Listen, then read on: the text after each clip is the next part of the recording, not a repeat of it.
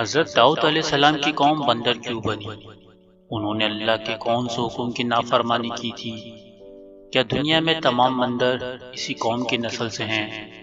آج ہم آپ کو تمام معلومات فراہم کریں گے۔ آگے بڑھنے سے پہلے اسٹوڈیو کو سننے اور چاہنے والوں کو خوش آمدید۔ اگر آپ چینل پر نئے ہیں تو چینل کو سبسکرائب کر دیجئے اور گھنٹی کے بیل آئیکن پر کلک کر دیجئے تاکہ آنے والی تمام ویڈیو سب سے پہلے آپ کو موصول ہو سکے۔ بنی اسرائیل، جنہیں ہم یہودی بھی کہتے ہیں، پچھلے زمانے میں پسندیدہ قوم تھی، لیکن یہودی قوم اللہ کی بہت نافرمان تھی، جس کی وجہ سے یہودی قوم پہ عذاب آیا۔ روایت میں ہے کہ حضرت داؤد علیہ السلام کی قوم کے 70,000 آدمی تھے، جو عقبہ کے پاس سمندر کے کنارے ایلا نامی گاؤں میں رہتے تھے۔ یہ لوگ بڑی خوشحالی کی زندگی بسر کر رہے تھے اور بہت خوشحال تھے، مگر اس کے ساتھ ساتھ اللہ کی نافرمانی بھی کیا کرتے تھے۔ اللہ پاک نے ان لوگوں کو اس طرح امتحان میں لیا کہ ہفتے کے دن مچھلی کا شکار ان لوگوں پہ حرام فرما دیا، ہفتے کے باقی دنوں میں شکار کو حلال فرما دیا۔ اس طرح ان لوگوں کی آزمائش میں مبتلا کیا کہ ہفتے کے دن بے شمار مچھلیاں آتی تھیں اور دوسرے دنوں میں بہت کم تعداد میں۔ تو شیطان نے ان لوگوں کو ہیلا بتا دیا کہ سمندر سے کچھ نالیاں نکال کر خشکی میں چند حوض بنا لو۔ جب ہفتے کے دن ان نالیوں کے ذریعے مچھلیاں حوض میں آ جایا کریں تو نالیوں کا منہ بند کر دیا کرو۔ اس دن شکار نہ کرو، بلکہ دوسرے دن آسانی کے ساتھ ان مچھلی کو پکڑ لیا کرو اور اپنے استعمال میں لے لیا کرو۔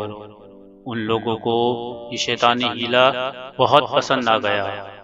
ان لوگوں نے یہ نہیں سوچا کہ جب مچھلیاں نالیوں اور حوضوں میں قید ہو جائیں گی تو یہ ان کا شکار ہی مانا جائے گا، تو ہفتے ہی کے دن کا شکار کرنا پایا جائے گا، جو ان کے لیے اللہ رب العزت کی طرف سے حرام تھا۔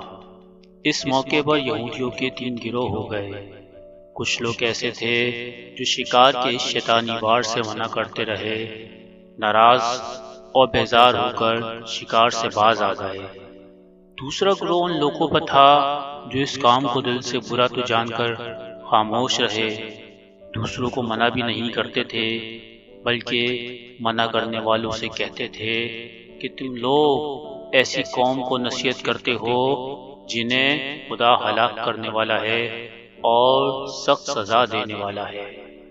تیسرا گروہ ان لوگوں پر تھا، وہ سرکش اور نافرمان لوگ تھے، جنہوں نے حکم خداوندی کا اعلانیہ مخالفت کی، شیطان کی ہیلا بازی کو مان کر ہفتے کا دن شکار کر لیا اور ان مچھلیوں کو کھایا اور بیچا بھی۔ جب نافرمانوں کے منع کرنے کے باوجود شکار کر لیا تو منع کرنے والی جماعت نے کہا کہ اب ہم ان شکار کرنے والوں سے کوئی میل ملاپ نہیں رکھیں گے۔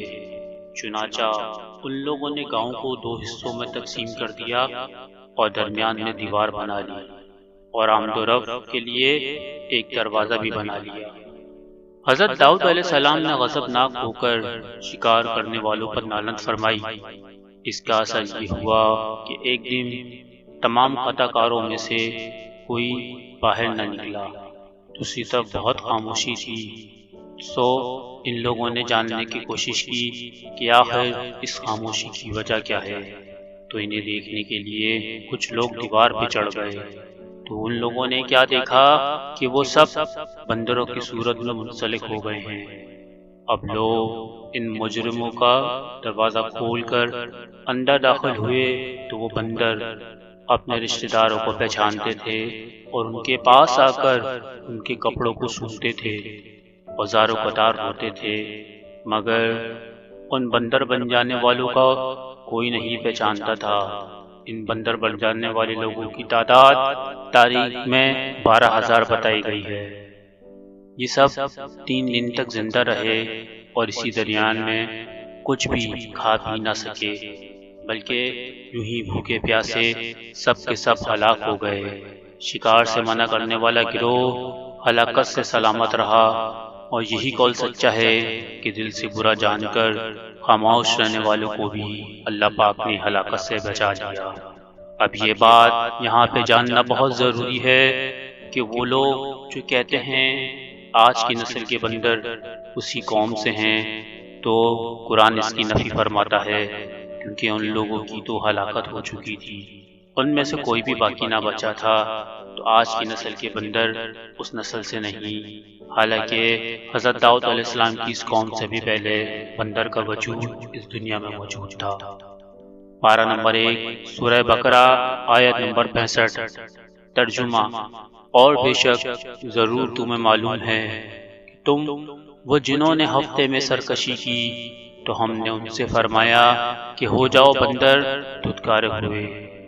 اس پورے سبق میں ایک درس ہدایت چھپا ہوا ہے جو اس پورے واقعے کو بیان کرتا ہے۔ معلوم ہوا کہ شیطانی ہیلہ بازیوں میں آ کر اللہ کے احکام کی نافرمانیوں کا انجام کتنا برا ہوتا ہے اور کس قدر خطرناک ہوتا ہے۔ خدا کے نبی نے جن بد نصیبوں پر لعنت فرما دی، وہ کیسے ہولناک عذاب میں گرفتار ہو کر دنیا سے نیست و نابود ہو کر عذاب نار میں گرفتار ہو جاتے ہیں اور دونوں جہاں میں ذلیل و خوار ہو جاتے ہیں۔